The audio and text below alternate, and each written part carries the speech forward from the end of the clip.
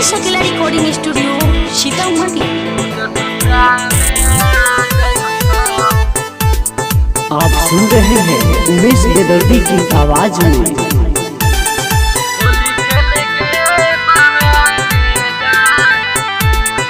Music by Rakesh Mithun brother. Holi खेले के बहाने जान तू ससुरा में आ जई हो। होली खेले के बहाने जान तू ससुरा में आ जई हो।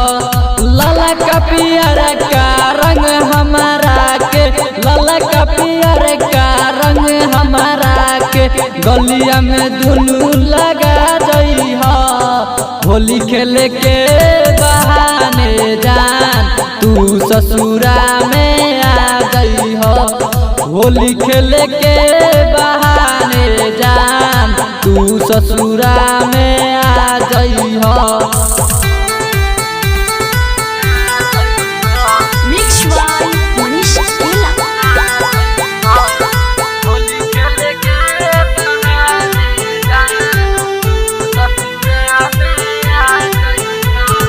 मोट पिचकारी सुना संग में लेके तू अइहा। धके दुनू जोबनमा रंग तू ही त लगइहा।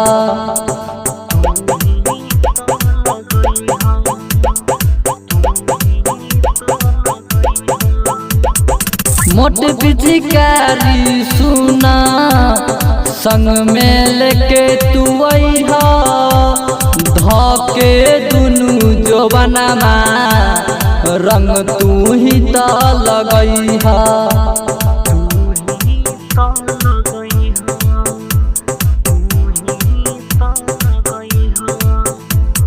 होली खेले के बहाने जान तू ससुरा में आ जई हो। होली खेले के बहाने जान तू ससुरा में आ जई हो। होली खेले के बहाने जान तू ससुरा में आ जई हो। लाला का पियर का रंग हमारा के, लाला का पियर का रंग हमारा के गलिया में दुनू लगा जई हो। होली खेले के बहाने जान तू ससुरा में आ जई हो। मिक्स बाय मनीष अकेला।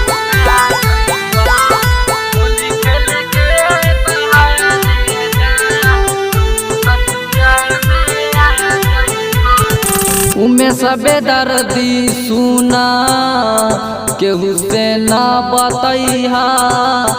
राइटर शिवम के कह के रंग नहीं से मंगैहा।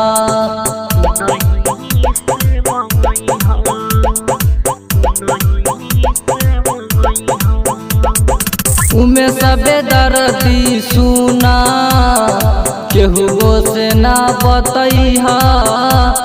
राइटर शिवम के कह के रंग नहीं से मंगैहा।